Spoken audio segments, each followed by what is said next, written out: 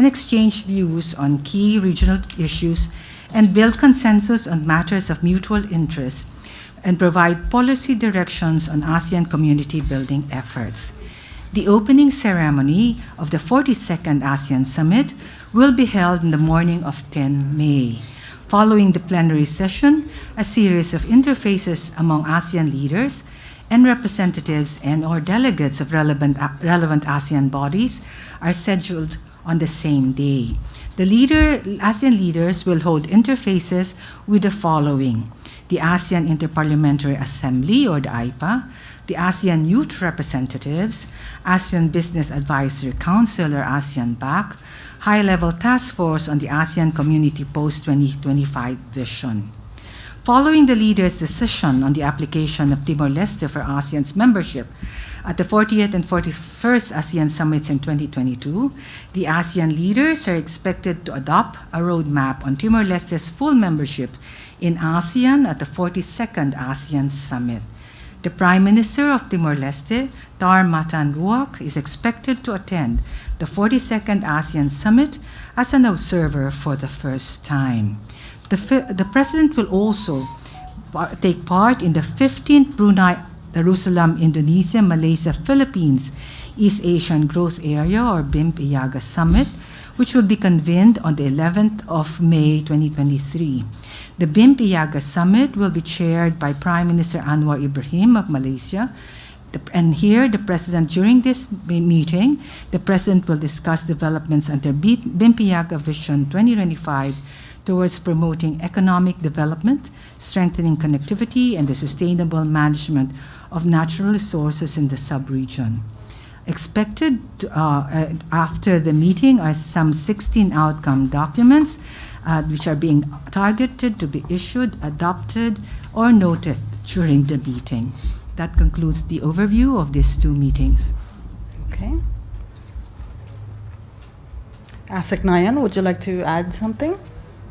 Thank you very much, Ma'am Daphne. Good to see you again, members of the press corps whom I had the pleasure of meeting at the UN General Assembly last September.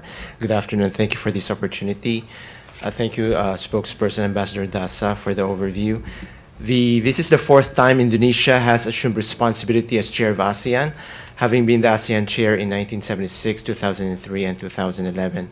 And this year's theme is ASEAN Matters, Epicentrum of Growth.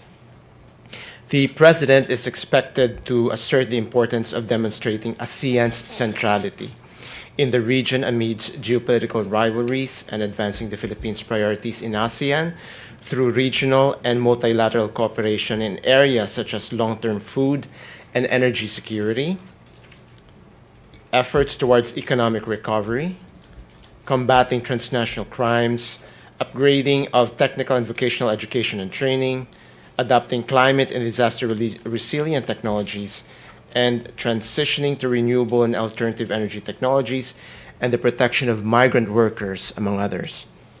You would be interested to hear that one of the important outcomes of the summit is a leader's declaration on combating trafficking in persons caused by the use and misuse of technology. The statement is yet to be finalized, but this is something that the Philippines fully supports, owing to our advocacy in ASEAN on the protection of migrant workers and the Philippines' role as lead shepherd for ASEAN cooperation against trafficking in person under the framework of the Senior Officials Meeting on Transnational Crime. That's it from my part. Thank you very much, ladies and gentlemen. Okay, thank you. And now we open the floor. We have Maricel Halili of TV5. Thank you, Ms. Daphne. Hi, good afternoon, Ambassador Sornayan. Ambassador, you mentioned several issues that may be discussed by the President during his meeting in Washington. Aside from these issues, ano pa po yung magiging focus ng discussion ni President Marcos with President Joe Biden? Are they going to discuss issues about EDCA, security, and China? Discussions on security and defense is a given. It's something that will actually be raised. But I think for this trip, there will be a heavy emphasis in terms of the economic agenda, how the president will actually work to advance his priorities in terms of agriculture and food security, in terms of infrastructure development, in terms of renewable energy and clean energy. So these are some of the sectors that will actually be highlighted during the visit itself. As I mentioned, there will be several activities during the visit of the president. He will have his official meetings across the duration of his trip, but when it comes to the President Biden, it will be on May 1. He will also have an expanded bilateral. He will meet with different companies, and where he will actually be able to promote the Philippines, both as a trading partner as well as investment market. So there will be a lot of opportunities during the time that the president is in Washington, D.C., and I think he will cover various aspects of the relations. It's not just defense and security. It will also be economic promotion of economic interests and the like. I think what will be underscored also is that while defense and security is actually very important, economic security is also equally important, because if you have economic security, that will also promote political security and vice versa. So this nexus, I think, is what will also be underscored during the visit. Ma'am, do we expect some agreements to be sealed or signed? Right now, Maricel, what I do know is there will be a joint statement that will be released, and between the two leaders' joint statement. The U.S. will also come up with a fact sheet on the bilateral relations. There may be one or two other documents, but right now I am not at liberty to talk about these. Okay, thank you, Maricel. We have Nestor Corrales. Good morning, Ambassador Daza.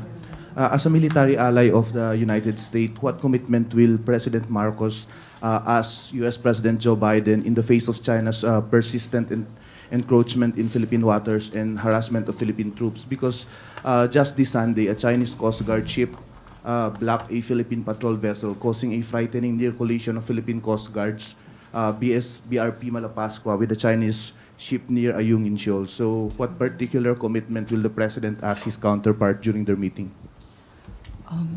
First, I'd like to say we take note of the PCG Incident Report that was actually also raised in the media. I do want to backtrack a bit and say, in terms of DFA's perspective, every time there's an incident report, we await the official incident report coming from all relevant agencies. PCG is one of which. And the DFA actually analyzes and studies and analyzes and makes an assessment of it. And based on that, based on this incident report, the inappropriate diplomatic action is taken. So this has been ongoing quietly. Some actually have been raised in the press, but in terms of diplomatic action being undertaken by the department, this is continuing. Now, in terms of the president's visit, and in terms of the South China Sea issue, I think the president, and this is just, I cannot preempt the president, but I think the president will underscore what we want the waters to be. And we want the waters, the sea, particularly South China Sea and West Philippine Sea, to be a sea of peace, security, and stability and prosperity. Because if it's a sea of peace, security, and stability, then the country can grow, then the region can grow and prosper. So I will be safe to assume that he will also count on the U.S. to actually support Philippine efforts in terms of enhancing maritime cooperation, upholding international law and freedom of navigation and overflight, and promoting sustainable development of marine resources. He will also, I think, underscore that from the perspective of the Philippines and members of the region, we are looking at great powers, including the United States, to calm the waters, because as I earlier said, we want the waters to be a sea of peace. We are also very wary of possible miscalculation or further escalation of tensions in the region. And in terms of the South China Sea, the Philippines, the President has always been consistent in saying that we will uphold our sovereignty and safeguard our sovereign rights and interests in the South China Sea. And we will do this through diplomacy, military, law enforcement, and public diplomacy action. Thank you. Christina Maralit. Good afternoon, ma'am. Ma'am, in relation to the previous question, the President recently said in an interview that he wants the Mutual Defense Treaty to evolve. Has he given any specifics regarding this, kung ano po yung mga tweaks na gusto niyang mangyari with the Mutual Defense Treaty? And nasabi po niya which direction he wants the Philippine government to take, and will this be anchored on the current situation in the South China Sea? You're right, Christina. The President has come up with a statement that there's need for partnerships not only with the United States to evolve, and it's important because the conditions are changing. There are a lot of challenges that are emerging, and to be relevant, any partnership has to evolve. But in terms of the specific as to directions, I have not privy to specific instructions as how this will evolve. But I do also know that if it is a matter of evolving our defense security relations, it's not just the DFA that will be involved. It will be other agencies as well that will be involved in it, and including, of course, the DND, the National Security Council, and the like. Okay, back to Nestor Corrales. Ambassador Dasa, has the Department of Foreign Affairs or the government activated a direct line communication with China to raise the recent near collision incident in the South China Sea? China used it after the laser incident. If you recall, China communicated. There was they called and they raised their position, and we also gave our position regarding the military-grade laser incident in the waters. So that was one. But I also know that after the meeting, there have been an interest to actually activate different communication mechanisms. It's something that is actually being explored. Okay. Eden Santos, Net 25. Good afternoon po, ma'am.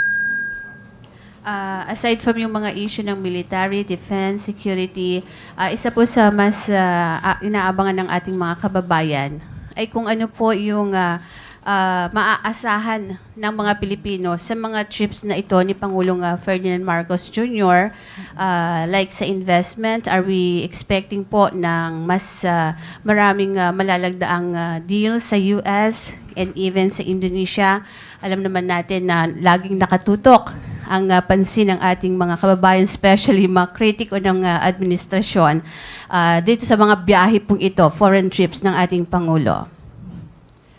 Yes, Eden, that's a fair question. I think it's important that we also know exactly what happens after, but it's premature for me to actually say exactly what would come out of the visit. I do know that the President will be joined by the economic team, and there will be different activities, as I mentioned earlier. And through this, I'm sure that there may be some arrangements that would actually evolve. So it's something that I will ask you to wait a bit, and I'm sure PCO would come out with releases relative to what has been accomplished during the meetings, the numerous meetings that will be held while the President is in Washington. Okay. Raquel Bayan. Ma'am, good afternoon po. Will the President meet with the Filipino community in US po? It's safe to assume he will. It is a very big community. The community has actually contributed greatly to the United States economy and alike.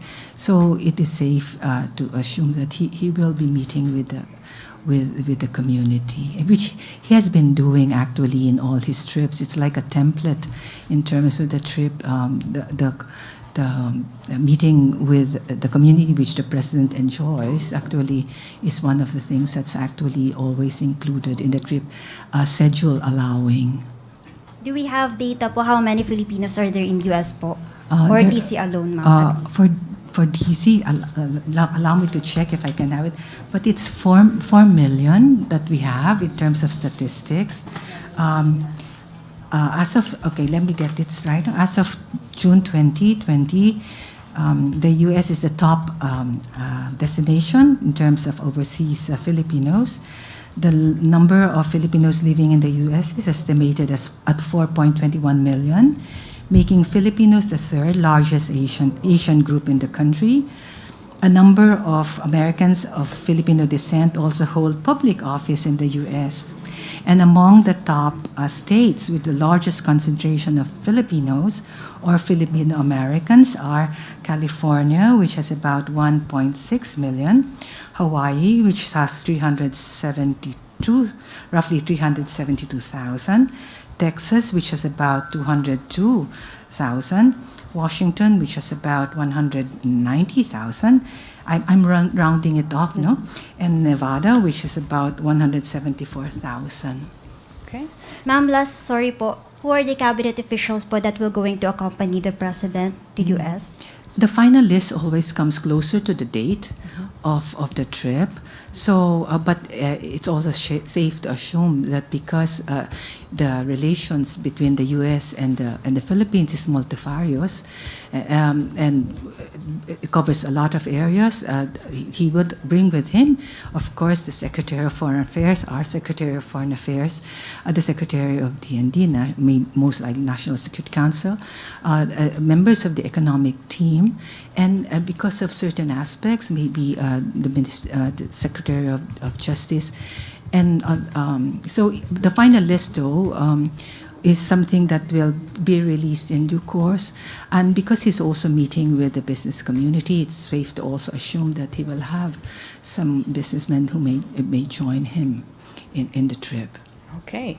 Ivan Mayrina, GMA7. Ambassador, if you could just please give us more details on the president's schedule. I know you said he's going to meet, of course, with President Biden, and he's going to meet with the Filipino community. But for the remaining days of the duration of the visit, who else is he going to meet with, and what other priority outcomes are set for this trip? Actually, I do want to give you the answer, except that when I was given the information, I was told at this point, maybe we give a general overview of what will happen, and then closer to the date, I'm sure PCO, when you join the plane, would actually share with you some additional information. Suffice it to say that the President will have official meetings, not only with the Office of the President Biden, he will also be meeting with other government officials. Then he will also have business meetings. He will have the Philcom. And then he will also have that policy speech that will be in one think tank in the United States. Thank you. Okay. Pia Gutierrez. Ma'am, hi, ma'am. Is the president also expected to follow up on the earlier commitments that he was able to secure from American businesses during his last trip to the U.S. last year? Maybe since his economic team will be joining, that could be one of the things that will actually be undertaken by members of the economic team. But I'm sure that beyond what has actually been pledged, there's something that has to follow through, but there will be other areas that will also be explored. Okay, and I think we're about to wrap up. We have one last one from Nestor Corrales again, Philippine Daily Inquirer.